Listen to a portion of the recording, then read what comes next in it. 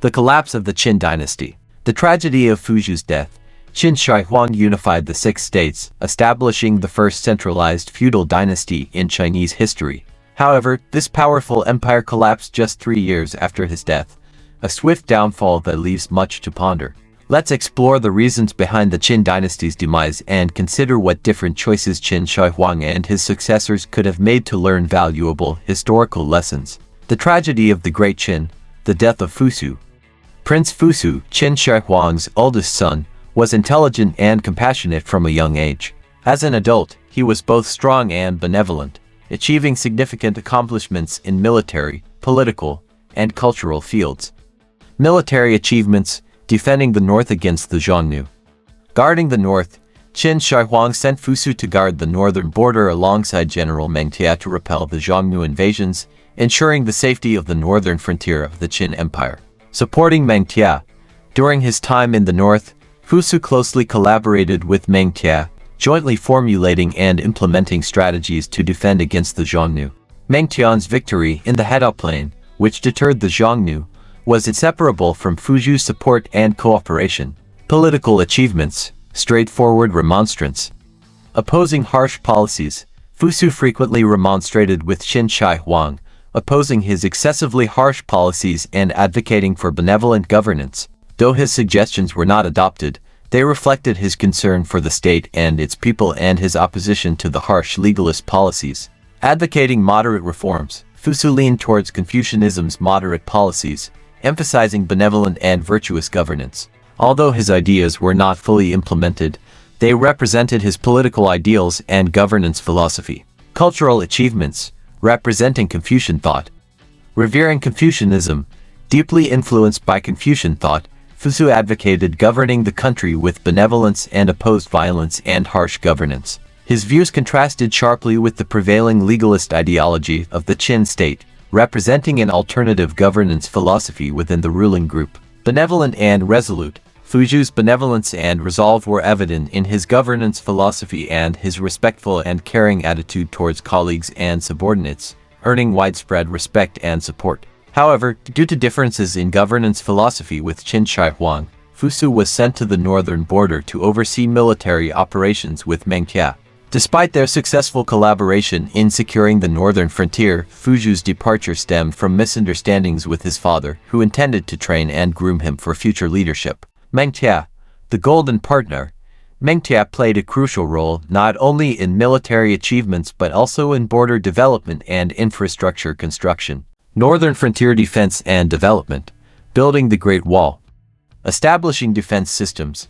Meng Tian was tasked with constructing the Great Wall to defend against the Xiongnu. He built a continuous line of fortifications, including walls, beacon towers, and fortresses, establishing effective control over the northern border. Layout of the Great Wall.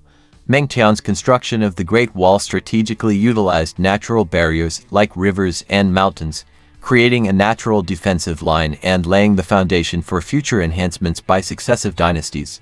Tunshan policy. Agricultural development.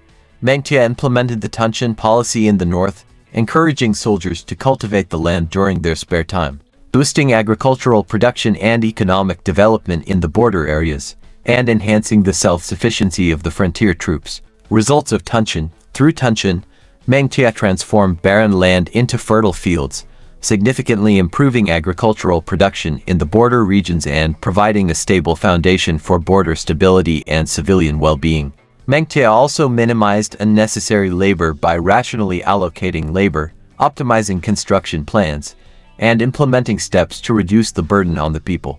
His measures demonstrated his foresight as both a general and a statesman. Meng Yi's contributions.